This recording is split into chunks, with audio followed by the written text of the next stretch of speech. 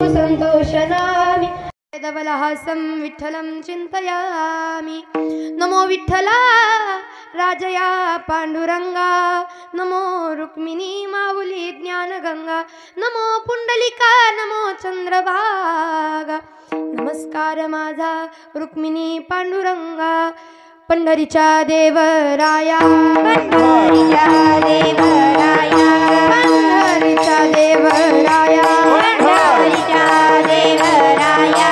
दंडवत तुझे पाया, दंडवत तुझे पाया, दंडवत तुझे पाया, दंडवत तुझे पाया, दंडवत तुझे पाया, दंडवत तुझे पाया। पंढरीच्या देवराया, दंडवत तुझे पाया, दंडवत तुझे पाया, दंडवत तुझे पाया। पंढरीच्या देवराया,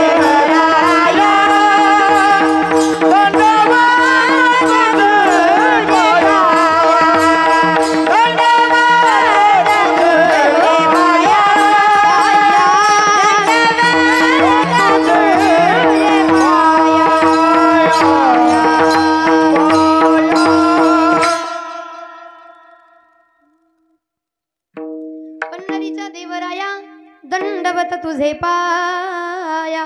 श्री गुरु चरण सरोज रज, निज मनम कर सुधारी, बरनो रोग बल विमल जसु, जोदायक फलचारी। बुद्धिहीन तनु जानके सुमिरो पवन कुमार, बल बुद्धि विद्या देहु मोहि हरहु कलेश विकार। नमितो योगी थोर विरागी तत्वज्ञानी संत, ते सत्कविवर परात पर गुरु ज्ञानदेव भगवंत। नमो ज्ञानेश्वरा, नमो ज्ञानेश्वरा, नमो ज्ञानेश्वरा, नमो ज्ञानेश्वरा, नमो ज्ञानेश्वरा, नमो ज्ञानेश्वरा, नमो ज्ञानेश्वरा, नमो ज्ञानेश्वरा, नमो ज्ञानेश्वरा, नमो ज्ञानेश्वरा, नमो ज्ञानेश्वरा, नमो ज्ञानेश्वरा, नमो ज्ञानेश्वरा,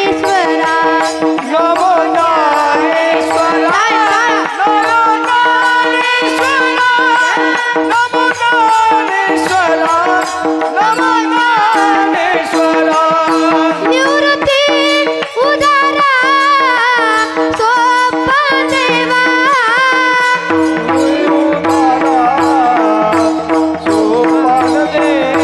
निवृत्ती उदारा सोपान देवा, दिवदारा सोपान देवा।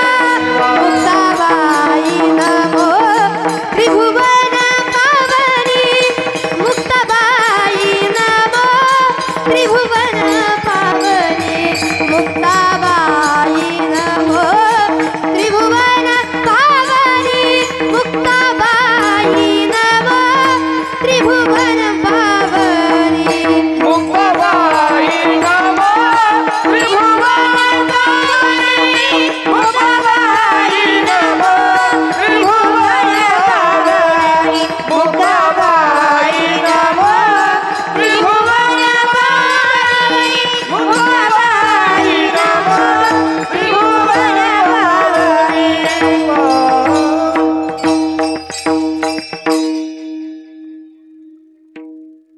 नमो ज्ञानेश्वरा, नमो ज्ञानेश्वरा, निवृत्ती उदारा सोपान देवा। शिवहर शंकर नमामि शंकर, शिव शंकर शंभो। हे गिरिजापति भवानी शंकर, शिव शंकर शंभो। शिवहर शंकर नमामि शंकर, शिव शंकर शंभो। हे गिरिजापति भवानी शंकर, शिव शंकर शंभो। देवा शिव शंकर शंभो, स्वामी शिव शंकर शंभो। विठ्ठल विठ्ठल विठ्ठल,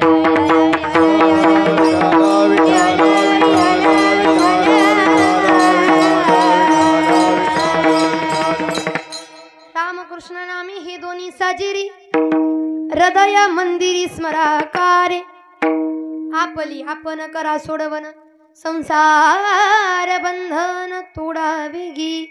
प्रस्तुत प्राप्त प्रसंगी प्राप्त स्थळी कीर्तनोक्ती सेवेकरता उच्चारला अभंग. महान भगवत भक्त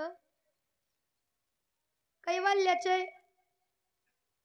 चक्रवर्ती ज्यांना रेड्यामुखी वेद बोलवण्याचं सामर्थ्य सुद्धा होतं. एवढंच नाही, निर्जीव भिंती सुद्धा ज्यांनी आपल्या ज्ञानाच्या, आपल्या तपाच्या, आपल्या साधनेच्या बळावरती निर्जीव भिंती सुद्धा चालवून दाखवले. एवढंच नाही तर अनेक योग्यांची माऊली, साधकाचे मायबाप ज्यांना म्हटलं जातं, असं आळंदी निवासी ज्यांचं अंतकरण हे आईच आहे पण शरीर मात्र पुरुषाच आहे, असे असणारे कैवल्य चक्रवर्ती ज्ञानोबा आहे.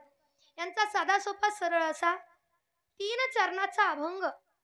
मात्र 3 चरणाच्या अभंगामध्ये महाराज या अभंगामध्ये सांगतात बघा, महाराजांनी सांगावं, जन्माला आल्यानंतर आपल्या जीवनात जे आपल्यासाठी साजर गोजर आहे, जे आपल्या कल्याणाकरता आहे, माणसाने पहिल्यांदा त्याला जवळ करावं. मग आपल्या कल्याणाकरता काय काय आहे ते सुद्धा महाराज अभंगामध्ये सांगतात. इथं आल्यानंतर रामकृष्ण नामे हे दोन्ही साजिरी, ही 2 नावं आपल्या जीवनात साजिरी आणि गोजिरी आहेत म्हणून सांगतात. का या नामाला जी लोक धरतात ती लोक आपोआप स्वतःहून स्वतःची सुटका करून घेऊन जातात. कारण आपण जर दुसऱ्यावर अवलंबून बसलो, हा मला सोडवेल, तो मला सोडवेल, तर या संसारूपी सागरातून कुणी आपल्याला सोडवणार नाही. म्हणून आपली आपण करा सोडवन संसार बंधन थोडा वेगी. बाकी कोणी आपल्याला सोडवायला येणार नाही, आपल्यालाच आपली सोडवणूक करून घ्यायची. मग कशाने सोडवणूक करायची पुढे सांगतात की ज्ञानदेवा ध्यानी रामकृष्ण माळा. त्या माळा आपल्याला रात्रंदिवस जपायच्या, जेणेकरून काय होईल, सुटून जाता येईल आणि हृदयामध्ये त्रिमूर्ती काय करायची, उभी करायची, ठसवायची आपल्याला. तरच या संसारूपी सागरातून सुटणं आहे, अन्यथा सुटणं नाही. मग ज्याला ज्याला वाटतं या संसारूपी सागरातून स्वतःची सुटका स्वतःहून करून घ्यावी, त्याने फक्त या 2 नामाला अंतकरणापासून धरावं. विठ्ठल विठ्ठल पावलाला इथं काळ वाट बघतोय, कधी कुठला क्षण कसा येईल सांगता येत नाही. मरण आहे पण मरणाअंती असं काहीतरी करावं, किमान लेकरा बाळाने तरी काही ना काही करावं. खरं पाहायला गेलं मरण प्रत्येकाला आहे, पण दुःख या गोष्टीचं वाटतं त्या गेल्या, परंतु सांगायला गेलं दुःख आहे की त्या तुमच्या आमच्यामध्ये नाहीत. पण त्यांना जे मरण आलं ते साधं सुद्धा नाही. का माहित आहे का? तर मी नेहमी सांगते, कुठल्याही स्त्रीचं देवाकडे काय मागणं असतं माय, सोन्या नाण्याची अपेक्षा नसते. आपण म्हणतो बायका सगळ्यात हावऱ्या कशाला असतात, सोन्याला असतात. सांगू तुम्हाला, सोन्या नाण्यापेक्षा सुद्धा तिला काळ्या मण्याची किंमत जास्त असते. गळ्यामध्ये एक वेळ सोनं कमी असलं तरी चालेल, पण जोपर्यंत काळं मणी गळ्यामध्ये येणार तोपर्यंत कुठल्याही स्त्रीला सौंदर्याची कमी पडत नाही. खरा दागिना म्हणतो. जीवनातनं प्रत्येक लग्न झालेल्या स्त्रीची देवाकडे इच्छा असते, देवा काही नको रे तुझ्याकडे, काही नको, पण एकच दे की सौभाग्याचं मरण दे. म्हणजे मरण जरी आलं, आमची चिता जरी पेटवली, ती चिता पेटवल्या बरोबर सौभाग्याचं लेणं आमच्या सोबत यावं, गळ्यामध्ये आमच्या धन्याच्या नावाचं मंगळसूत्र असावं आणि कपाळाला त्याच्या नावाचं कुंकू, म्हणजे सौभाग्याचं मरण असावं. प्रत्येक स्त्रीची इच्छा असते. आई दुःख आहे की आज आई तुमच्या आमच्यामध्ये नाही, पण सौभाग्याचं मरण म्हणजे आयव मरण आलं बरं का. आणि म्हणून नको मला दाग दागीन असू द्या काळ मनी, नको मला दाग दागिना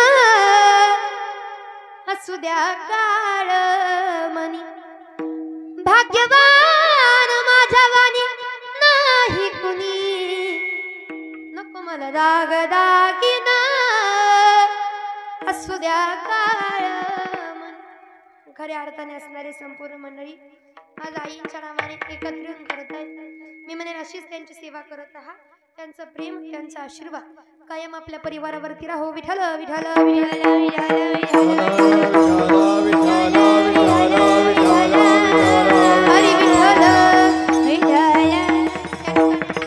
संपूर्ण मगर परिवार फार सुंदर असं कीर्तनाचं नियोजन या ठिकाणी केलेलं आहे. आणि खरं पाहायला गेलं तर कीर्तनदारात व्हायला सुद्धा भाग्य लागतं, कारण भाग्यवंता घरी भजन कीर्तन कारण भाग्यवंताच्या दारामध्ये काय होत असतं, हरिकीर्तन होत असतं. म्हणून आधी करून असणारे संपूर्ण मंडळी, मगर परिवार या ठिकाणी असणारे संपूर्ण आपले टाळकरी मंडळी, विनेकरी बाबा, गायनाचार्य मंडळी, गोरड महाराज या ठिकाणी आमच्या सिद्धीताई, आमच्या मावशी या ठिकाणी माऊ आहेत, आमचे दादा या ठिकाणी आमचे शहाजी काका उपस्थित आहेत. संपूर्ण असणारे मंडळी आधी करून असणारे. आणि खरं पाहायला गेलं फार सुंदर अशी कीर्तनाला साथ संग ज्यांची लाभते, सुंदर असे संस्था आपली या ठिकाणी आणि संस्थेचे बालगोपाल या ठिकाणी आहेत.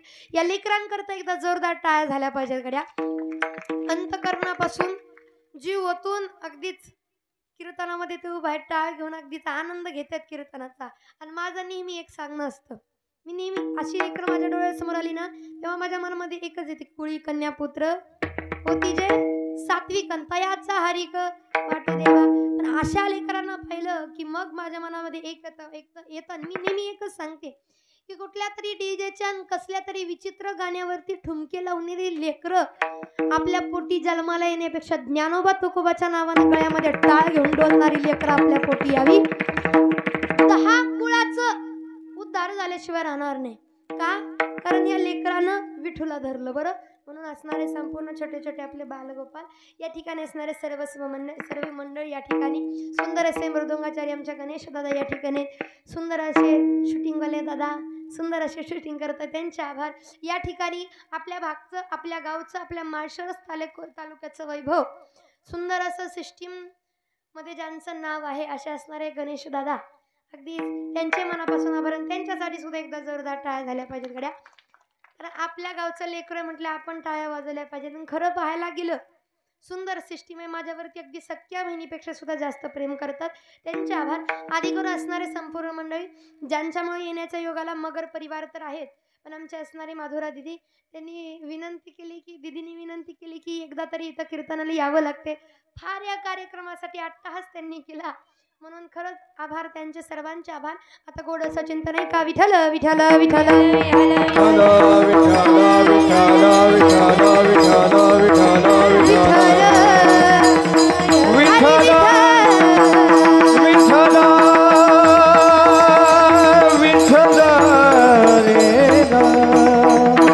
ज्ञानोबा अभंगामध्ये फार गोड सांगतात ऐका. ज्याला ज्याला या संसारूपी सागरातून सुटून जायचं ना त्याने सगळ्यांनी अंतकरणाचं कान करून कीर्तन ऐका. साधं सोपं सरळ सांगतात ज्ञानोबऱ्यांनी. काय सांगावं, काय म्हणावं, रामकृष्ण नामे हे दोन्ही साजिरे. जीवनात खरं जर काही साजिरा असेल तर 2च नाम आहेत, राम आणि कृष्ण. आता या 2 नावाचा बारकाईने विचार केला तर ही 2च नावं का सांगतात, 2च नावं का? आता या दोन्ही नावांमध्ये जर फरक पाहायला गेलं, दोन्ही अवतार एकाच आहे. भगवान विष्णुदेवाचा अवतार, दोन्ही अवतार भगवान विष्णुदेवाचेच आहेत, पण दोन्ही अवतारामध्ये साम्य आपल्याला पाहायला मिळत नाही. सगळं विरुद्ध विरुद्ध आहे. राम आणि कृष्ण सगळं वेगळं वेगळं आहे. आपण म्हणू ना एकच आहे, एक नाही बाबा, वेगळं वेगळं सगळं सगळं वेगळं वेगळं. कसं श्रीराम प्रभूंचं चरित्र पाहिलं, भगवान श्रीकृष्णांचं चरित्र पाहिलं, सगळं वेगळं वेगळं. का? श्रीराम प्रभूंचं एक बाणी एक वचनी आणि एक पत्नी, एक बाणी एक वचनी एक पत्नी, बाकी काही बदल नाही. जे बोलले ते करणारच, जो बाण सोडलाय तो लागणारच, तो चुकणार नाही. आणि एकच पत्नी, दुसरी पत्नी नाही.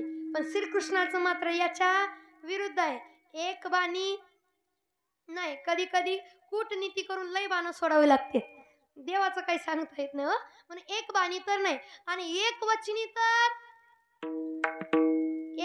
तर भगवान श्रीकृष्णाचं सांगते, एक वचनी तर नाहीच. का माहितीये का?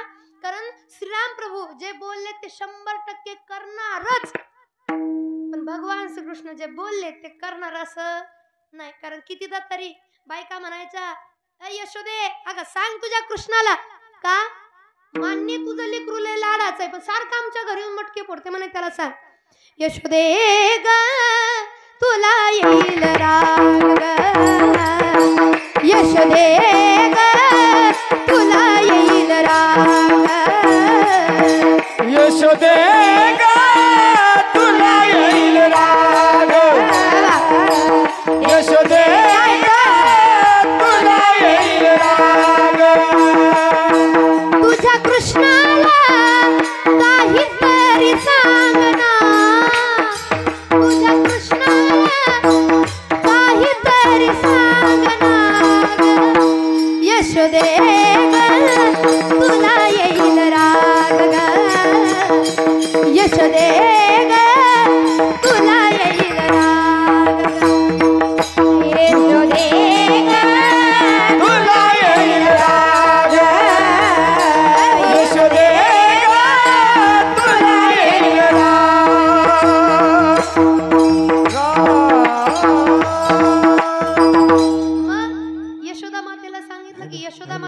वाजवून ठेवायचे आणि भगवान श्रीकृष्णाला बजावून सांगायचे देवा अरे बाळा जात जाऊ नको ऐकत जा. अरे अख्खं गाव माझ्या नावानं बोंबलते काय तुझं लेकरू आमच्या घरी येते ऐकत जा. भगवान श्रीकृष्णाने सांगावं मैया मी खरं सांगतो इथून पुढं त्यांच्या दारात जाणार सुद्धा नाही जाणार असं भगवान श्रीकृष्णाने सकाळी म्हणावं आणि संध्याकाळी माखन चोरायला तर त्यांच्या घरी हजर रात्रीतच जायचे. आणि जे गवळण लईच नाव सांगते ना बघा काय करत नाही म्हणायचे पण एक वचनी कधी नव्हते मला ते सांगायचे काय करत नाही म्हणायचे. जे गवळण लईच नाव सांगते ज्या आगावपणा करते ना त्या गवळणीचं काय करायचे कुठं माठच फोडून ठेव माखन चोर एवढं करत करत एका गवळणीची लांब सडक वेणी त्या वेणीची सुद्धा हा ते सांगतात चरित्र काही गेलं होतं गाठ बांधून यायचे एवढे तर भगवान श्रीकृष्णाने लीला केला लीला. मग देवाने सांगितलं कितीदा सांगायचे मी नाही येणार पण बायकांना चांगलं माहित होतं गवळणीने चांगलं माहित होतं देव म्हणलाय पण जे बोललाय ते खरं करलच असं नाही येतो म्हणतोय पण येणारच म्हणून रात्रीच्याला डोळं लावून बसायच्या कुठनं येतोय कधी येतोय हो या रस्त्याकडे बघायचं नाही मागच्या खिडकीत येऊन चोरून पण निघून जायचं म्हणून कळत नव्हतं. मग त्या टायमाला आत्याबाई घरात चोर शिरला सासूबाई घरात चोर शिरला आत्याबाई घरात चोर शिरला सासूबाई घरात चोर शिरला घरात चोर शिरला आत्याबाई घरात चोर शिरला आत्याबाई घरात चोर शिरला सासूबाई घरात चोर शिरला. देव जसा पहिला ना गवळणी सांगायचे आहो चोर आला चोर देवानं कपाळाला हाणून घेतलं यांना कळतंय का जगाचं मालक आहे चोर म्हणते तुम्ही मला मी काय चोर आहे का. मग गवळणीने विस्तार केला देवा अरे तू फक्त माखन चोरत नाही म्हणे तू लय काय काय चोरतो काय चोरतो पहिली गोष्ट चित्त चोरतो चित्त. आणि म्हणून देवाला काय म्हटलं जातं माहिती का मनमोहन मुरलीवाला मनमोहन मुरलीवाला मनमोहन मुरलीवाला मनमोहन मुरलीवाला मनमोहन मुरलीवाला नंदाचा आलेला मोहन मुरलीवाला नंदाचा आलेला मनमोहन मुरलीवाला मनमोहन मुरलीवाला मनमोहन मुरलीवाला मनमोहन मुरलीवाला. मोहून टाकणार आहे म्हणे कृष्णाने म्हणावं बाई मी जर मोहून टाकणार असतो तर तुम्ही मला पाठाक्षणी माझं नाव कसं काय म्हणत अरे तू आमच्यात येऊन माखन चोरून गेला तरी आमच्या लक्षात येत नाही एवढं मन मोहून टाकतो तो. मग म्हणे तुम्हाला कधी कळतं आम्हाला कळतं कधी तू जाताना चालला का की जाताना आम्ही तुला पाहतो तुझं रूप पाहिल्यानंतर बोलूनच जातो कारण सावळा देखला नंदाचा देखला नंदाचा सावळा देखला नंदाचा देखला नंदाचा सावळा देखला नंदाचा देखला नंदाचा जय हो सावळा देखला नंदाचा देखला नंदाचा. सावळा देखला आनंदाने सांगतात अरे तुला बघितल्यानंतर काय होतं आमच्या मला कळत नाही का पाहिला बाईला नंदाचा नंदन पाहिला पाहिला नंदाचा नंदन तेने वेदियल तेने वेदियल तेने वेदियल मना तेने वेदियल तेने वेदियल तेने वेदियल मना पाहिला पाहिला नंदाचा नंदन पाहिला पाहिला नंदाचा नंदन.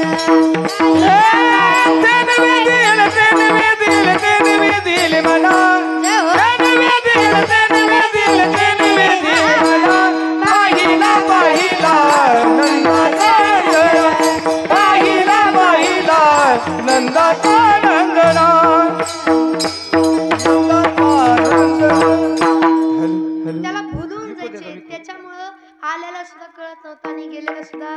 भगवान कळत नव्हतं म्हणून सारखं सारखं सांगायला यावं लागायचं. जगाच्या मालकाला चोर म्हणायचे. पण ऐका, जगाच्या मालकानं म्हणजे भगवान श्रीकृष्णानं काही गोष्टी अशा आहेत की बोलले आणि ते करणार नाही असं नाही.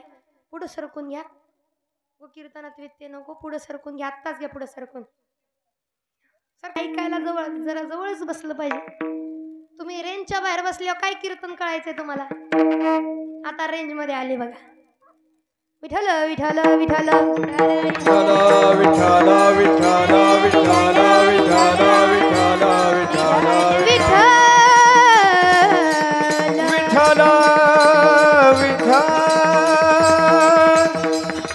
म्हणजे भगवान श्रीकृष्ण एक वचनी नाहीत, जे बोलले ते करतीलच असं कितीदा तरी काही ठिकाणी करणार नाही म्हणून केलेल्या गोष्टी आहेत. बर, असं झालं एक वचनीने एक बाणी नाहीत. मग एक पत्नी सुद्धा नाही. श्रीराम प्रभूचं एक बाणी एक वचनी एक पत्नी. पण भगवान श्रीकृष्णाचं मात्र त्याच्या विरुद्ध एक पत्नी नाही. भगवान श्रीकृष्णाच्या पत्नी किती? 16,108. किती? 8. पंढरपूरला गेल्या तर 8 आपल्याला पाहायला भेटतील. बरं, नाहीतर बाकीच्या 16,000 ते आपल्याला माहित आहेत कशा आल्या, कुठून आल्या, काय आल्या. पण 8 मात्र भगवंताच्या ते ओरिजिनल आहेत, म्हणजे बाकीच्या डुप्लिकेट असं नाही. पण त्या कशा झाल्या या माहीत, चरित्र माहित आहे. पण 16,108. मग काही लोक म्हणतात महाराज देवाचा आदर्श घ्यायचा असतो, देवाचं ऐकायचं असतं, देवानं जे केलं ते हे आपण पण करायचं असतं. भानगडीत पडवू नका. आपल्याला सण व्हायचं नाही. देवानं लय काय केलं पण आपल्याला ते करता येणार. लोक म्हणतात भगवान श्रीकृष्णानं 16,108 बायका केल्या म्हणून आम्ही एखादी केली अजून म्हणून काय होतंय? कर कर कर, तुला केल्याशिवाय नाही कळायचं. आपल्याला इथं एकच सांभाळणं होईना. कांगवा नसतर हे राहतंय फॅरन लावलेला राहते, फॅरन लावली नसतं टिकली राहते. एकच आहे ती भांडते. घरी जास्त आलाच का किती वैताग होतो. मग विचार करा जमेल का आपल्याला? नाही जमायचं. पण तरी आपण देवाच्या चरित्रावर बोट ठेवतो. देवानं असं का केलं? प्रत्येक गोष्टीचं मागे एक शास्त्र होतं, ते सांगायला आपल्याला वेळ नाही. मी एकच म्हणेल की भगवान श्रीकृष्णाचं मात्र चरित्र ते उच्चारावे. केले देवे गोकुळे, त्यांचं चरित्र उच्चारावं आणि श्रीराम प्रभूचं चरित्र आचरावं.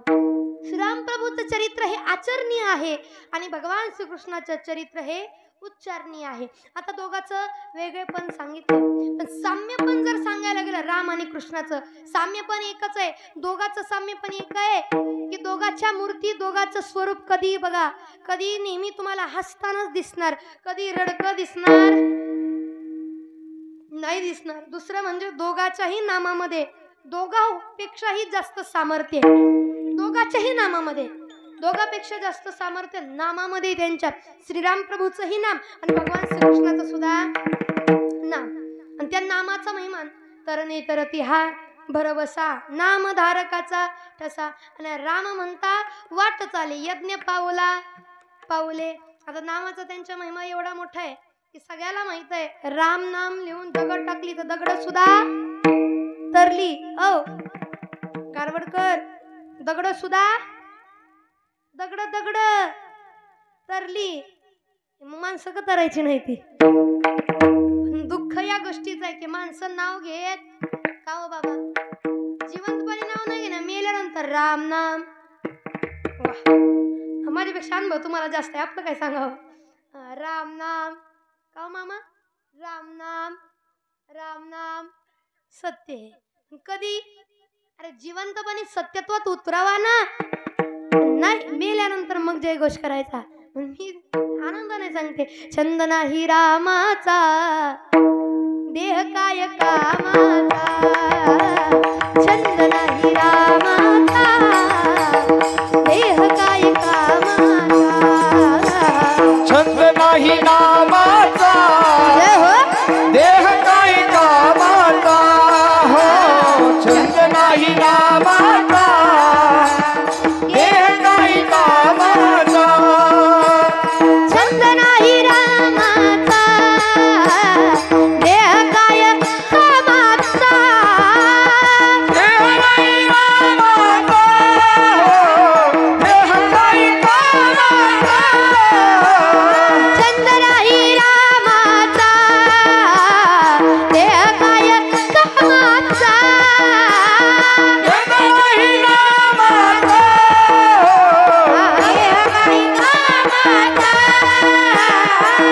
नाही छंद नाही जय श्रीराम छंद नाही रामाचा देह काय कामाचा छंद नाही रामाचा देह काय कामाचा छंद नाही नामाचा देह काय कामाचा छंद नाही रामाचा देह काय कामाचा राम म्हणून रामनाम सुद्धा आपण घेतलं पाहिजे. दोन्हीचं साम्य नामाने त्यांच्या काय तरणार आहे. कारण दगड तरली माणसं का तरणार नाही ते राम नाम घ्यावं. दोन शब्दाचे फार सुंदर. मग दोघाची नामाने तरणारे साम्य दुसरं काही असेल तर दोघाचं रूप पाहिलं. दोघाचं रूप कधी पहा कधी उदास दिसणार नाही. दोघही नेहमी हसरे हसताना दिसतात. भगवान श्रीकृष्णांनाही पाहायचं आणि श्रीराम प्रभूंना सुद्धा पाहायचं. नेहमी हसरा चेहरा कधी उदासी चेहऱ्यावरती दिसणार. कुठली मूर्ती पहा मूर्तिकारानं कोणत्याही कशाही अवस्थेत बनवू द्या ती मूर्ती ना अगदी प्रसन्न वाटते. कशी बनवू द्या कारण त्या दोघांची मूर्ती तशी आहेत. नेहमी हसतमुख. का हसतमुख तर जेव्हा श्रीराम प्रभू वनवासाला चालले आहे का हसतमुख राहण्याचं कारण श्रीराम प्रभू जेव्हा वनवासाला चालले वनवासाला जाताना कुणी एकाने विचारलं म्हणे देवा वनवासाला चालला एवढं सगळं राज्याचं त्याग करून चालला मग तुम्हाला रडू येत नाही का? तुम्हाला रडू येत नाही तुम्हाला दुःख होत नाही काय तुम्हाला टेन्शन नाही म्हटल्यानंतर भगवान श्रीकृष्णाने म्हणावं मी रडू तरी रडू कसा रडू म्हणे का मला रडताच येईना म्हणून मी हसतमुखा नाही. रडता येईना म्हणजे नेमकं काय मी रडू कसा हा प्रश्न पडला म्हणजे देवा काय नेमकं बोलताय काय कळेना. देवानं सांगावं कुठं पाहून रडावं हे मात्र मला काही कळेना म्हणून मी रडायचंच नाही ठरवलं. असं का देवा? अरे बाबा पुढे पाहून रडावं तर पुढे माझं कोण आहे? शत्रू आहे. शत्रू म्हणेल आपला शत्रू रडतच येतोय मग याच्यासोबत लढण्यात काय अर्थ नाही. पुढे पाहून रडू शकत नाही मग मागं पाहून रडू का? मागं पाहून रडावं तर मागं माझा बाप बसलेला आहे माझे पिताजी बसलेले आहेत. दशरथ राजाला दुःख वाटेल मी माझ्या पोराला वनवासाला लावलं म्हणून माझं पोरग रडत रडत चाललंय. त्या दुःखानंच निघून जातील ते. बर म्हणे मग इकडे बघून रडावं तर इकडे माझी प्रजा आहे. माझी प्रजा विचार करेल आपल्याला रडकार राजा मिळाला. इकडं पाहून रडू शकत नाही. इकडं पाहून रडवतं इकडं माझं सैन्य आहे. सैन्य विचार करेल आपला राजाच रडतो तर आपली काय गत आहे. मग काय करावं? वरती पाहून रडावं वरती सूर्यदेव आहेत आणि सूर्यदेवाच्या वंशातली माणसं आम्ही आहे. मग सूर्याला वाटेल सूर्यदेवाला वाटेल आपल्या वंशात रडणारं पोरग जन्माला रडकं पोरग जन्माला आलं. मग काय करावं? खाली पाहून रडावं तर खालती कोण आहे? कोण? जमीन. ती जमीन बघ श्रीराम प्रभूची कोण होती? सासू धरती माय. कोण होती? सासू. कारण सीता माता कुठं सापडल्या होत्या? जनक राजाला कुठं सापडल्या होत्या? धरतीमध्ये सापडल्या होत्या. कधीतरी आपली चरित्र उघडून पहा. आपल्या लेकरांना एखाद्या हिरोचं अख्खं खानदान पाठ असतं पण आपल्या भगवंताचे चरित्र माहीत.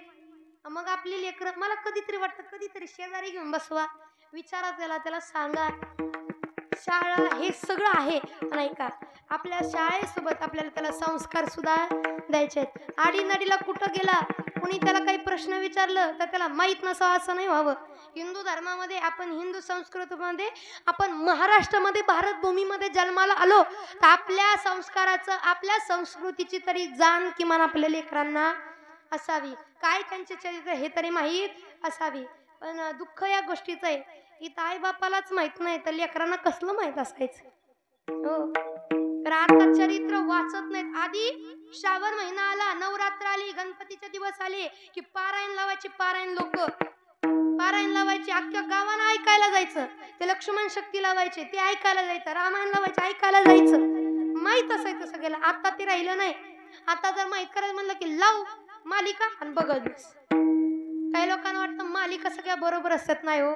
खऱ्या देवाच्या चरित्राचं वाटोळ तर सगळ्या मालिकेने केलंय. मला कधी कधी वाटतं देवाने जर माझ्या हातात सामर्थ्य दिलं ताईडे काय करायचं पहिल्यांदा टीव्ही हलवून आणि टीव्ही नाही हलवत आली तर त्यातलं ते मालिकेचं चॅनल कित्येक कित्येक बायकांनी मालिका पाहून आपल्या घराचं वाटोळ केलं. बघा तुम्हाला वाटत असेल आपली बायको कुठंच जात नाही, घरात असते, तरी तिला एवढ्या नवीन नवीन संकल्पना सुचतेच कस काय, नवीन नवीन आयडिया सुचतेच कस काय. अहो ते सगळे टीव्हीची मालिकेची देण आहे. हो, तिला कसं माहित भांडणं करावं, ह्याच्यासोबत भांडणं त्याच्यासोबत भांडणं का. मी काय सांगावं, मी माझ्या मनाचं बोलावं असं काही नाही, सगळ्याला माहित आहे कारण अनुभव आले अंगा. मी काय माझ्या मनाचं सांगते का, बरोबर आहे का नाही. मालिकेमुळे कित्येक बायकाचं वाटोळ झालं का नाही. हो, तुम्हालाच विचारते, मालिकेमुळे कित्येक बायकांचे वाटोळ झालं का नाही. अहो मंडळी, पुरुष मंडळी, तुमच्या घरात टीव्ही तर आहे का. टीव्ही नाही असा माणूस नाही. तुमची लग्न तर झालीत का. मग आता घरी बायको नाही असंही नाही, मग मालिका बघते ना, आवडीनं बघते. इकडे तव्यावरची चपाती करपली तरी चालल, पण मालिका वा सुटली नाही पाहिजे. आवडीनं मालिका बघणार. नाही नाही नाही, पारू बघायची, बघ बाया बघ. इकडं काय का होईना आवडीनं काय काय करतात. माझा एक सांगणं आहे की मालिका ना मनोरंजनासाठी असतं, आपलं जीवन उद्ध्वस्त करण्यासाठी नाही. आता त्यांना बोलते म्हणजे आपण लय सज्जन आहे असं नाही बरं का. आपल्या खिशात एवढा मोठा टीव्ही आहे, आपल्याला का टीव्ही समोर बसायचीच गरज नाही, एवढंच आहे ते, पण वाटोळा करायला पुरेसं आहे बरं का. म्हणून हे पण आपल्याला कळलं पाहिजे. नुसत्या मालिका विश्वास ठेवू नका, चरित्र वाचा. चरित्र उघडल्याशिवाय आपल्याला कळणार नाही. बरं जर पाहायला गेलं, आता भगवान श्रीराम प्रभूंना कुणीही रडताना पाहिलं नाही, हसत मुखाने ते आहेत का, कुठंही पाहून ते रडू शकत नाही म्हणून हसतात. बरं भगवान श्रीकृष्ण का हसतात. श्रीकृष्णांनी सांगावं, कधीच आपलं दुःख जगाला सांगायचं नसतं का. हे जग असं आहे, आपलं दुःख रडून ऐकतं आणि हसून जगाला सांगतं. माणसं आपलीच असतात, शेजारी बसतात, दादा कसं झालं रे, तात्या कसं झालं हो, असं व्हायला नको होतं. शेजाऱ्याकडे जाणार, बरं झालं, लय आमच्या पूर्ण आयटीत फिरत होतं ना, तसंच पाहिजे त्याला. अहो कर्माची फळ व अजून काय, तेच म्हणतात जे लोक सांत्वन करायला आली होती. म्हणून लोकांपुढं दुःख मांडायचं नसतं. काही दुःख ठीक आहे ना, काही दुःख समाजात असतात, पण काही दुःख ज्या दुःखानं समाज ज्या दुःखाची सगळीकडे प्रसारणी करेल ती दुःख सांगायची नाही. मग याच्यावरनं भगवान श्रीकृष्णांना प्रश्न केला कुणी, कर्णानी. कर्णानी का माहितीये का देवा, का माहितीये का, कारण भगवान श्रीकृष्णांनी कर्णाला प्रश्न विचारला, अरे बाबा का वाईट वागला, काय जीवनात तुझ्या कमी होतं म्हणून एवढा वाईट वागला, का तू दुष्टाची बाजू घेतली, का तू अन्यायाच्या बाजूने उभा राहिला. कर्णानं म्हणावं, देवा मी अन्यायाच्या बाजूने उभा राहिलो नाही, मी माझ्या मित्राची बाजू घेतली, बाकी काय केलं नाही. माझं काय चुकलं म्हणजे ते चुकलं. मग ते चुकलं म्हटल्यानंतर भगवान श्रीकृष्णाला कर्णाने म्हणावं, बर माझं ते चुकलं ना, अरे माझं एक तर चुकलं, पण माझ्या नशिबानं आयुष्यभर मला चुकवलं. आयुष्यभर सगळं मला चुकीचं देत राहिले, म्हणून मी घेतली त्याची बाजू, मी वागलो त्याच्या बाजूने वागलो. आणि असं वागलो म्हटल्यानंतर डसा रडायला लागला की देवा तू सुद्धा, अरे तुला तर सगळं माहित आहे, तू सुद्धा विचारतो. आता कर्णाने रडायला लागल्यानंतर भगवान श्रीकृष्णाने हसावं की बाबा एवढ्याशा गोष्टीसाठी तू रडतो, एवढीशी गोष्ट नाही देवा, एवढीशी गोष्ट नाही. अरे जन्माला आलो, माझ्या आईनं माझं तोंड नीट पाहिलंय न पाहिलंय तोपर्यंत उचललं आणि दिलं फेकून मला म्हणे. काय अर्थ आहे माझ्या जन्माला येण्याचा. ज्या आईनं जन्म दिला, ज्या आईनं मला इथं बोलवलं ना, त्या आईनेच मला सांभाळलं नाही, त्या आईनं स्वीकार केला नाही, काय माझ्या जगण्याचा अर्थ तू सांग. बरं म्हणे ठीक आहे, आईने स्वीकार केला नाही, मग पुढं, अरे आईने स्वीकार केला नाही, दुसऱ्याच लोकांनी माझा सांभाळ केला. बरं म्हणे त्यांनी सांभाळ केला, परत मोठं झालो की इच्छा झाली की मला गुरुनं शिकवावं. ज्या गुरुकडे गेलो त्या गुरुनं मला स्वीकारलं नाही, त्या गुरुने मला लाथाडलं म्हणे, त्या गुरुनी मला सोडून दिलं. माझी विद्या तरी काय कामाची, गुरु विना विद्या काय कामाची. गुरुनी स्वीकार केला नाही. नंतर बाकीचे लोक माझ्या जवळ येणार, का तू असा आहे, तू तसा आहे. ज्या पांडवाचा तू गुणगौरव गातो ना, त्या पांडवांनी सुद्धा मला जवळ करून घेतलं नाही. मग एकुलता एक मित्र कसा का असं ना मला भेटला, त्याच्या बाजूने उभा राहणे माझं कर्तव्य होतं, ते मी पार पाडलं. मग एवढं दुःख असताना मी का करू नये. आणि सगळ्यात महत्वाचं दुःख, मला जी आवडत होती तिच्यासाठी एवढं सगळं केलं, तिच्यासाठी स्वयंवरात गेलो सुद्धा, पण मला न भेटता तिथं सुद्धा डाव पांडवांनी मारला, तिथं सुद्धा त्यांनी त्यांचं साधून घेतलं. मग का मी रडू नये म्हणतो, एवढं दुःख जीवनात असताना का रडू नये. मग भगवान श्रीकृष्ण अजून मोठ्याने हसायला लागले, अरे एवढंसं दुःखासाठी तू रडतो, माझं चरित्र उघडलं तर तू लोळायला लागशील.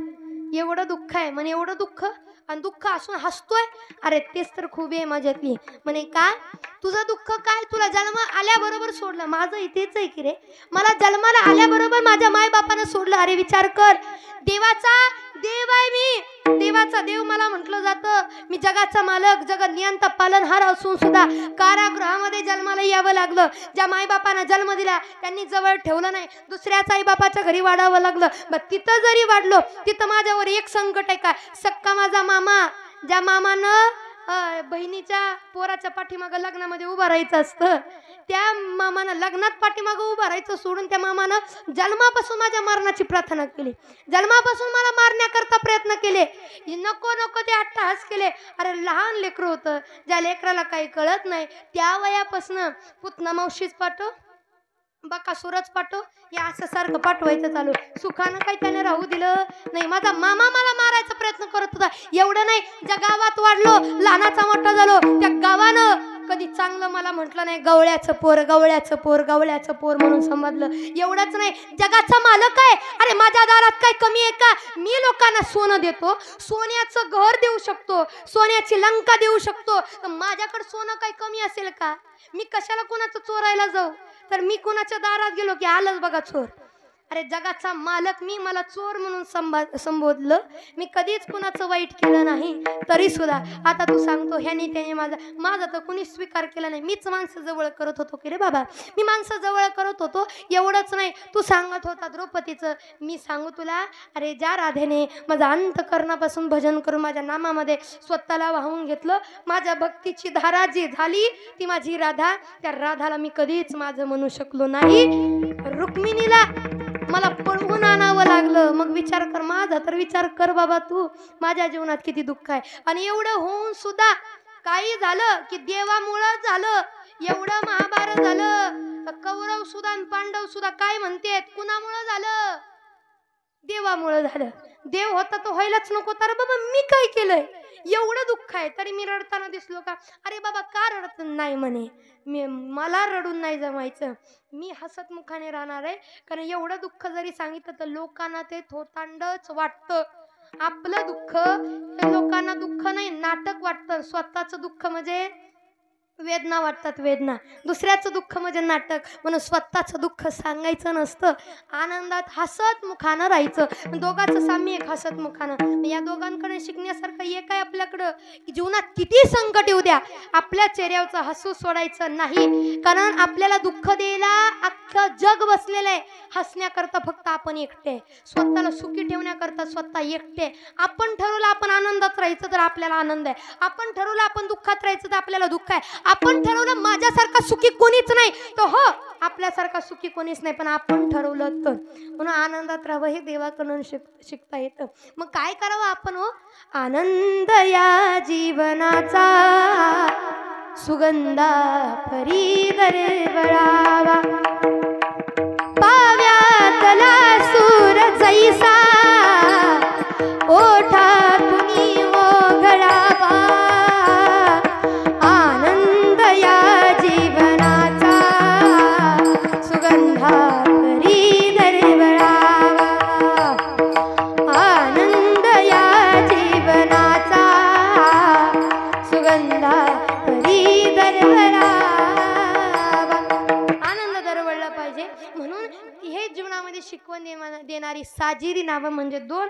कोणती? अभंगाच्या प्रथम रामकृष्ण नामी हे दोन्ही साजिरे, रामकृष्ण नामी हे दोन्ही साजिरे, रामकृष्ण नामी हे दोन्ही साजिरे, रामकृष्ण नामी हे दोन्ही साजिरे, रामकृष्ण नामी हे दोन्ही साजिरे, रामकृष्ण नामी हे दोन्ही साजिरे.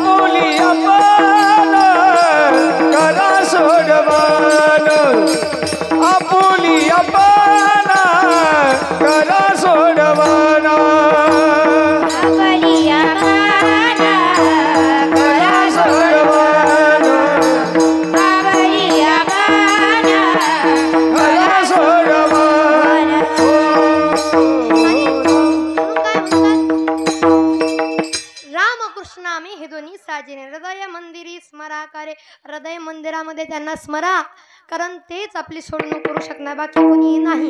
इथं आल्यानंतर आपल्याला वाटतं माझा मामा येईल की, माझा काका येईल की, माझी आत्या येईल की, माझी मावशी येईल की, माझी पोरं येतील की. एका चक्र पाणी वाचोनिया हो, एका चक्र पाणी वाचोनिया, एका चक्र पाणी वाचोनिया, एका चक्र पाणी वाचोनिया. तुका म्हणे तुला सोडविना कोणी, तुका म्हणे तुला सोडविना कोणी. एका चक्र पाणी वाचोनिया हो, एका चक्र पाणी वाचोनिया. पाणी वाचोनिया, एका चक्र पाणी वाचोनिया. वाचोनिया वाचोनिया. सांगतात महाराज तुका म्हणे तुला सोडविना कोणी, एका चक्रपाणी देवाशिवाय कोणी सोडवणार नाही. आपल्यालाच आपली सोडवणूक करून घेऊन देवापर्यंत जायचंय, जेणेकरून देव या संसारूपी सागरातून बाहेर काढेल. कारण देवापर्यंत देवाशिवाय कुठलाही आपल्याला मार्ग नाही. स्वतः भगवान श्रीकृष्ण गीतेमध्ये सांगतात तुम्ही माझ्याकडे आलात तर मी सोडवण्याची गॅरंटी देतो, नाही आला तर काही खरं नाही. तेषामहम समुदरता मृत्यू संसार सागरात भवामी न चिरात पार्थ मय्या वेशित चेतसा. स्वतः भगवान श्रीकृष्ण सांगतो तुम्ही या, मी संसारूपी सागरातून सोडवेन ना. मग देवाकडे जाण्याकरता देवाचे मार्ग अपनवले पाहिजे, तर सुटका कुणी सोडवायला येणार नाही. म्हणजे आता एक महाराजांचा अभंग सुद्धा आहे, त्यामध्ये सरळ सांगतात नाही रे नाही कुणाचे को, नाही रे नाही कुणाचे को. हो नाही रे नाही रे नाही कुणाचे कोणी, नाही रे नाही रे नाही कुणाचे कोणी. बहीण कुणाची भाग कुणाचा कोण कुणाची सगळे सोयी रे. बहीण माझी भाव कुणाचा कोण कुणाचे सगळे सोय रे. गेल्या मागे बाबा गेल्या मागे सर्व राहिले तुटतील धागे गोरे. नाही रे नाही कुणाचे कोणी. नाही रे नाही कुणाचे कोणी. हो नाही रे नाही कुणाचे कोणी. नाही रे नाही कुणाचे कोणी रे. नाही रे कोणी कोणाचं नाही, पण कधी कोणी कोणाचं नाही. तुम्ही माणसाला कोणी कोणाचं नाही मग लेकरं बाळा सगळं सोडून देऊन यावं का तुमच्या सोबतच. कोणी कोणाचं नाही, पण कुठं अंतकाळी कोणी कोणाचं कोणीच नाही. सगळी माणसं स्मशानभूमीपर्यंत, तिथनं पुढं कोणाचं कोणी नाही. परत याची सोडवणूक स्वतःच्या स्वतः करावी लागणार आहे. हो म्हणून काय करायचे आपल्याला सावध व्हायचं आत्ताच. आपणच सोडवणूक करून घेणार आहे. पण आपल्याला कळणं हे माझं ते माझं. आपला हात मोडला मोडून बरं का, पण आपला हात जर मोडला तर झालेले ते वेदना बाकीचे सहन करायला येणार आहेत का? पैसे द्यायला येतील, सांत्वन करायला येतील, एका दुसरं सफरचंद बिस्किट वगैरे ते टोस्ट खारी घेऊन येतील, पण दुःख सहन करायला कोणी येणार नाही. ते आपल्याला सहन करायचंय. म्हणून मला सांगता आपली सोडवणूक करून घ्या. बाकीच्या याच्यात अडकू हो नका, पण आपण मात्र अडकून राहतो. अडकून आपल्याला सोडवणूक करून घेता येते जिवंतपणे सुद्धा. कसे? कपाळाला भगवंताच्या नामाचा गंध, पवित्र अशी तुळशीची माळ गळ्यामध्ये धारण करणं. हो गळ्यामध्ये माळ दे, हातामध्ये टाळ दे.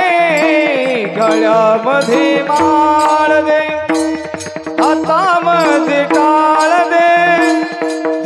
मला एक तरी अशी संध्याकाळ दे देवा मला एक तरी अशी संध्याकाळ दे गळ्यामध्ये माळले हातामध्ये माळले गळ्यामध्ये माळले हातामध्ये माळले देवा मला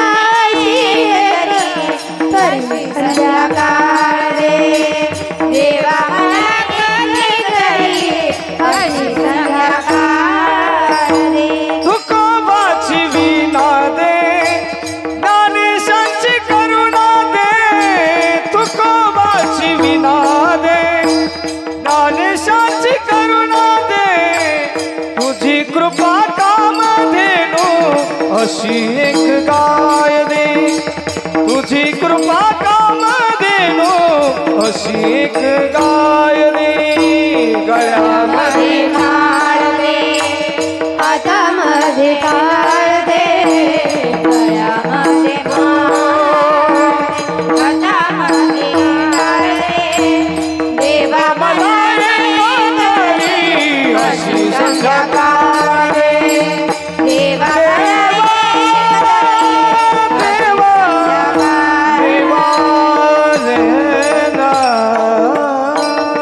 आणि म्हणून काय गळ्यामध्ये माळ असावी कपाळाला गंध असावा. आता आधी लोक माझ्याकडे बघत होती पण जसं माळाचं आणि गंधाचं नाव काढलं काही काही लोकांनी तर माझ्याकडे बघायचं सोडून दिलं.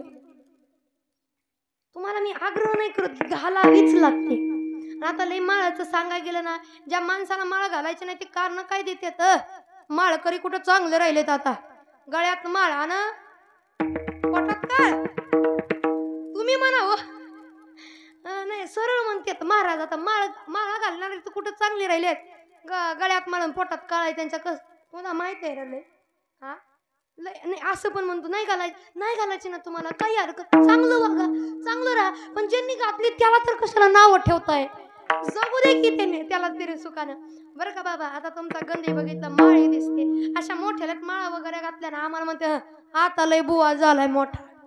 अरे होऊ दे ना आपल्याकडे लय पैसे असले आपण सोनं लय दाखवण्यासाठी मोठे मोठे तसले मोठ्या मोठ्या साखळीचं सोनं करतो मोठ्या मोठ्या अंगठ्या करतो मोठ्या मोठ्या चैनी मोठं मोठं काय काय करतो आहे का नाही महिला मंडळ मोठं मोठं झुब वेल असतं ना मला काय माहित नाही कडे आपला त्याचा काही संबंध नाही.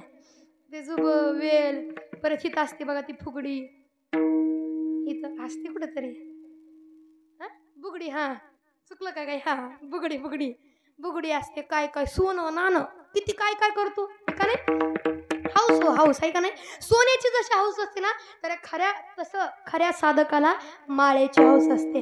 माझं सांग नाही प्रत्येक वारकऱ्याला कोणी किती नाव ठेवू द्या मोठीच घालायची. ती लोक त्यांच्या संसाराचा त्यांच्या श्रीमंतीचा दिखाव करतात ना आपण आपल्या परमार्थाचा काय केला म्हणून काय होतं तो दिखावा नाही. पण आम्ही आमच्या देवाला भरपूर मानतो दाखवण्याकरता मोठे मोठे गंध मोठ्या मोठ्या माळा घालायचा ना काय हरकत आहे. त्यांना सोनप्रिय आपल्याला तुम्ही आळंदीला गेला ना आळंदीला एवढे मोठे मोठे साधक आहे असलं मणी नुसतं एका माळेत असलं मणी असल्यामुळे मण्याची 108 मण्याची माळ घालतात. मग माळ केवढी असेल आपली एवढ्या मण्याची दिसली नाही पाहिजे लोक नाव ठेवू दे की अरे ते लोकांचं काम आहे. बरं माझं एक सांगणं आहे माळ घाला गंध लावा चांगलं वागा. जर हे नाही जमत तर चांगलं वागा अपशब्द टाळा. इथून अपशब्द टाळा आपलीच आपल्याला सोडून करायचे. दुसऱ्याने लय काय काय बोललं ना तुला घे मला बोलायचं नाही म्हणून निघून जायचं लय नादी लागायचं. तुम्ही त्याला शिव्या देत बसला म्हणजे तुम्ही अडकला बरं का बाबा. तुम्ही त्याला शिव्या देत बसला म्हणजे माझ्यासोबत बघा माझ्यासोबत कधी कोणी भांडणं खेळू द्या म्हणजे तशी मी खेळतच नाही भांडणं. कुणी भांडणाचं लय नाद्यात आलं ना आपण जय हरी म्हणायचं निघून जायचं नादी लागायचं का हो बाबा. माझं कसं आहे सगळ्यात जास्त तुमच्याकडे ध्यान जाते ती मिशीमुळं काही पण म्हणा एवढी माणसं आहेत पण लक्ष त्यांच्याकडे जरा जास्त आहे. मिशी नादच नाही हो तसं पाहिजे आपल्याला बघून पुढचा माणूस आहे नादच नाही करायचं असं वाटलं पाहिजे.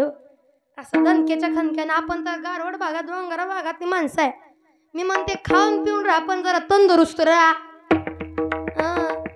कुणी 4-5 जण जरी रात्र अंधार इंधारची आली तर अशी भिडलं पाहिजे आपण सुद्धा, नडलं नाही पाहिजे कुठं, आहे का नाही. मला भारी वाटलं. जुन्या माणसाची ती खूबी होती. जुनी माणसं काय नसू द्या पण आता मला त्यांच्याशिवाय दुसरं कोण घावं ना दाखवायला, नाहीतर दाखवलं असतं बाबा. जुनी माणसं दाढी मिशा अशी शेप मध्ये असायची ना बाबा, फेटवाले बाबा. जुन्या माणसाला लय काही करायची गरज नव्हती, आणि लय काही करत पण नव्हते. ते नुसता मिशिवाचा ताव मारला आणि फेटात ते आपल्या धोत्राचा पटका असा हातामध्ये धरला, पुढचा गडी गपच.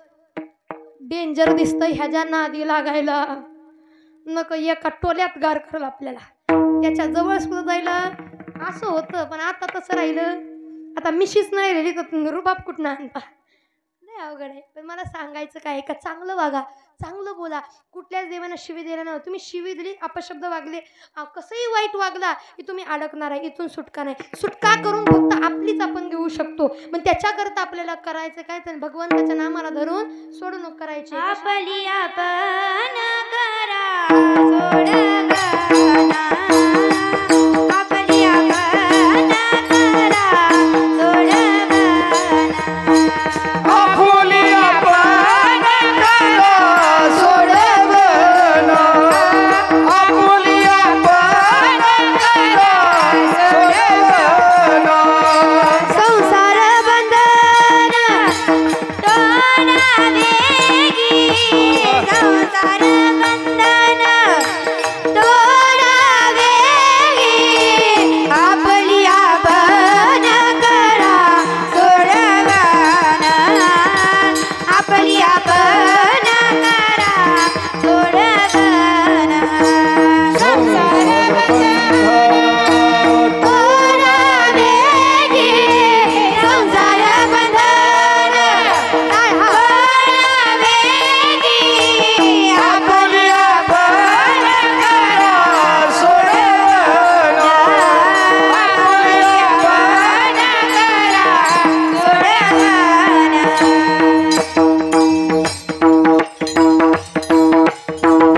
सोडून करून घ्यायची आपल्याला. पण कशी, जर आपण भगवंताला धरलं तर मग सांगितलं, ज्याला तरायचं त्याने भगवंताकडं जायचं. कारण भगवंत स्वतः गीतेमध्ये गॅरंटी देतात की मी सोडवेन माझ्याकडे आलं तर. पण त्यांच्याकडे जाण्याकरता किंवा त्यांनी आपल्याला सोडावं असं वाटत असेल तर काय करावं. सगळ्यात साधा सोपा सरळ मार्ग की सोपेवर आम्हा सांगितले संती. तू का म्हणे सोपे आहे सर्व होणी, शहाणा तो धनी घेतोय ते काय, तर भगवंताचं गोड असं नाम, सर्वांनी हाताने टाळी मुखाने नाम. विठोबा रखुमाई, जय जय विठोबा रखुमाई, विठोबा रखुमाई, विठोबा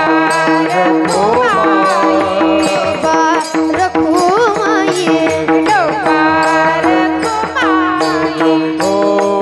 रखुमाई, विठोबा रखुमाई, जय जय विठोबा रखुमाई, जय जय विठोबा रखुमाई.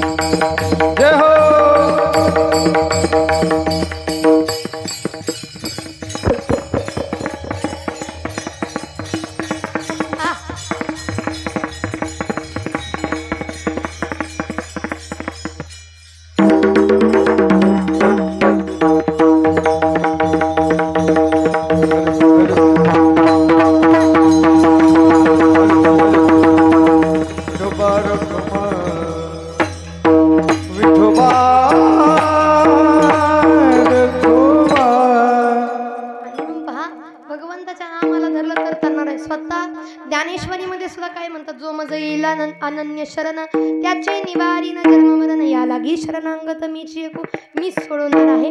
महाराज काय सांगतात की त्यांना हृदयामध्ये ठेवून आपल्याला स्मरायचे, पण काय पहिल्यांदा त्यांच्या माळा आणि मग त्यांना तेच अभंगाच्या शेवटच्या चरणामध्ये. माणसाने आयुष्यात कमवलं काय हे ज्याला पाहायचंय ना, माणसानं आयुष्यात कमवलं काही पाहायचं असेल तर माणूस मेल्यानंतर त्याच्या दारात जावं, कारण मेल्यानंतर त्याच्या दारात जमलेली गर्दी सांगते माणसानं आयुष्यभर काय कमवलं. आज खरं पाहायला गेलं मगर परिवाराच्या दारामध्ये एवढी जीवाला जीव देणारी माणसं उपस्थित आहेत. याच्यानं कळतं मगर परिवाराचं प्रेम काय, मगर परिवाराची आपुलकी काय. आज आईंना जाऊन 1 वर्ष होऊन सुद्धा त्यांच्या नावाने एवढं सगळं करतात आणि केलंच पाहिजे. कारण आयुष्यात आपण सगळ्यासाठी कितीही केलं तर त्यांचे उपकार ते लक्षात ठेवत नाहीत, पण आई मात्र अशी आहे नकळत ती आपल्या अफाट प्रेम करते, अफाट उपकार करून जाते, पण आपल्याकडनं उपकार मात्र होऊ देत नाही. सांगू तुम्हाला, आयुष्यात हाच क्षण असतो, हाच क्षण असा असतो की आपण काहीतरी त्यांच्यासाठी करू शकतो, नाही तर आयुष्यभर त्यांनीच आपल्यासाठी केलेलं असतं. लोक अभिमानानं सांगतात माझ्या आईने मला कपडे आणले होते, माझ्या आईनं मला खेळणं आणलं होतं, माझ्या आईनं मला हे आणलं, माझ्या आईनं मला ते आणलं, माझ्या आईनं मला हे दिलं, माझ्या आईनं मला ते दिलं. पण कधीतरी स्वतःला विचारलंय का, मी कधी म्हटलोय का मी माझ्या आईला काहीतरी दिलं, मी माझ्या आईसाठी काहीतरी केलं, मी माझ्या आईसाठी काहीतरी करू शकतो, कधी म्हटलो का हो? नसेल म्हणलं नसेल ना तरी संधी. वर्ष श्राद्ध म्हणजे त्या आईच्या उपकारातून प्रेमातून उतराई होण्याची संधी आहे की जे आईनं केलं 2 तासात तरी का होईना पण फेडण्याचा प्रयत्न करावा. तसं जगाच्या पाठीवर कुठेही गेलं तर आई नावाच्या दैवताचे उपकार फेडू शकत नाही. सबसे बड़ी है माँ, सबसे बड़ी है माँ, सबसे बड़ी है माँ, सबसे बड़ी है माँ, बड़ी है माँ, सबसे बड़ी है माँ, सबसे बड़ी है माँ, सबसे बड़ी है माँ। माँ से बढ़कर नहीं रे कोई, माँ से बढ़कर नहीं रे कोई, ओ देती है दुआ, सबसे बड़ी है माँ, सबसे बड़ी है माँ, सबसे बड़ी है माँ, सबसे बड़ी है माँ,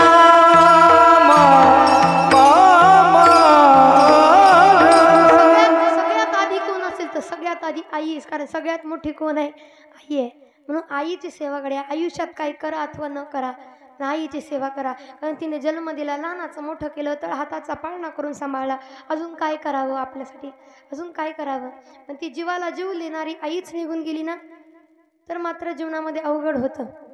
आता पुरुष मंडळीसाठी 2 चॉईस असतात. काय, जर घरामध्ये पत्नी असेल, आई असेल, तर प्रश्न असा पडतो की आईची बाजू घ्यावी का पत्नीची बाजू घ्यावी, कारण ती सुद्धा संसार सगळं सोडून, तिचं घरदार आईबाप सोडून आपल्याकडे आले, मग आईची बाजू घ्यावी का पत्नीची बाजू घ्यावी. आणि जर पत्नीने तुम्हाला म्हटलंच ना होय हो तुम्ही कोणाची बाजू घ्याल, माझी घ्याल आईची बाजू घ्याल, तेव्हा आईला बायकोला आपल्या खडसावून सांगा मी आईची बाजू घेईल. का माहिती आहे का, आईचं वय झालं, कधी जायला सांगता येणार नाही ग. तिने मग आयुष्य कबाड कष्ट केलं. अगं बाप गेल्यापासून नवे माझ्या बापाच्या खांद्याला खांदा लावून संसार केला, आमचे सुखाचे दिवस आणले. आमचे संसार सुखाचे होण्याकरता स्वतःच्या संसाराची राख रांगोळी त्या माईनं केली. तू कशी म्हणते दोघापैकी एकाला निवडा, मी आईलाच निवडेल. तिने जर म्हटलं का हो माझा काही त्याग नाही का तुमच्यासाठी, मी तुमच्यासाठी काही केलं नाही का, मी माझं घरदार सगळं सोडून मायबाप सोडून तुमच्याकरता आले, मग माझा काही अधिकार नाही का, माझा काही हक्क नाही का. जर पत्नी म्हटली ना तिला सांगा होय ग मी आज माझ्या आईची सेवा करतोय, मी माझ्या लेकरासमोर मी माझ्या आईला निवडतोय, म्हणजे उद्या भविष्यात तुझी लेकरं तुला निवडतील. तुझी लेकरं तुला निवडतील, कारण भविष्यात तुलाही वाटेल की तुझ्या लेकरानं तुझी सेवा करावी, तुझ्या लेकरानं तुझी सेवा करावी. मग माझ्या आईला वाटत नाही का ग की आपल्या लेकरानं आपली सेवा करावी. म्हणून आयुष्यात काही झालं ना, जन्म देणाऱ्या माईला कधी विसरायचं नाही. ज्याला जिवंतपणी स्वर्ग पाहायचा आहे, ज्याला जिवंतपणी वैकुंठ पाहायचं आहे, त्याने आई नावाच्या दैवतेचे पाय धरावे. जीवनात त्याला काहीच कमी पडणार नाही, काहीच कमी पडणार नाही. पण आपण जिवंत असताना लक्षात ठेवत नाही. मेल्यानंतर मात्र त्या आईसाठी रडू येतं, आपल्याला वाईट वाटतं. मग कुठे गेली माझी आई, मला करमत नाही, ये नाही, ये नाही. 9 महिने उदरात वागविले, बोट धरून चालाया शिकविले. रडू आली आई मला, कोण गाईल अंगाई, हे नाही, हे नाही. एकदा गेली ना ती आईला हे म्हणून उपयोग नाही हो. सोडून या गेली आई आम्हाले कराना, आई आई आई आता म्हणू मी कोणाला. भाग्य समजा तुमच्या आमच्याकडे आई आहे. ज्याच्याकडे आई नाही त्याला विचारा आईची किंमत काय असते. आई नसल्यावर काय असतं, आई असल्यावर काय असतं. एक दिवशी आई नसेल ना तर आपल्या जेवणाचे वांदे होतात. ज्याला जन्मापासून आई नाही त्याचं काय होत असेल जरा विचार करा. भाग्यवान लोक आई दिली, सेवा करा. इथं माझ्या महिला मंडळ आहेत, सांगणं आहे माझं. माहेरात आई असेल तर फोन करा, आठवड्याला करा, महिन्याला करा, 15 लई काही विचारायचं नाही. आई बरी आहेस का, खाल्लं का, पिल्लं का, एवढं म्हणा. बाकी काही विचारायची गरज नाही. पण आहे तोवर आठवत नाही. मग मात्र सोडून या गेली आई आम्हाले कराना, आई आई आई आता म्हणू मी कोणाला, आई आई आई आता म्हणू मी कोणाला. माझ्या बाबांना, मी माझ्या बाबांची लेक आहे. सांगू, मी माझ्या बाबांची लेक आहे. मग माझे बाबा मला लेक नाही आई म्हणतात. आई का, माझी आई आहे. माझी आई असते ना अशीच असते, अशीच जीव लावला असता. सांगू तुम्हाला, ज्याला आई नाही त्याला आईची किंमत असते.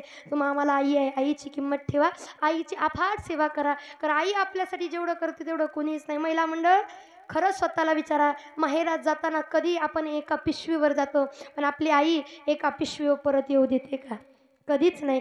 जाताना एक पिशवी आपल्याकडे असते, पण माघारी येताना, सासरी परत येताना आई एका पिशवी येऊ देत नाही ग. नाही हो का, लेक चालली मग होय ग, अगं ने कांदे मिरच्या ने बटाटे ने, तिथं ठेवून काय करायचंय, सगळं तुझं तर आहे, घेऊन जा हक्कानं म्हणणारी आई आहे. ज्या दिवशी ती आई जाईल त्या दिवशी मात्र संपून जाईल. त्या आईची किंमत ठेवा, जीवनात काही कमी पडणार नाही. आणि तेच आज आपल्या मगर परिवाराकडून कळतंय की आईला जाऊन 1 वर्ष होऊन सुद्धा आईच्या नावाने असणारे त्यांचे 2ही चिरंजीव, त्यांच्या असणाऱ्या 5 कन्या, पद्मावती चव्हाण, सिंधुबाई कदम, शोभा पराडे, मंगल वाघ आणि संगीता जाधव, संपूर्ण परिवार आज एकत्र येऊन त्यांच्या नावाने या ठिकाणी एवढं सगळं करत आहेत. मी एकच म्हणेल की अजून सुद्धा आईची सेवा करत राहा, जीवनात तुम्हाला काहीच कमी पडणार नाही. तुकाराम तुकाराम तुकाराम तुकाराम तुकाराम तुकाराम.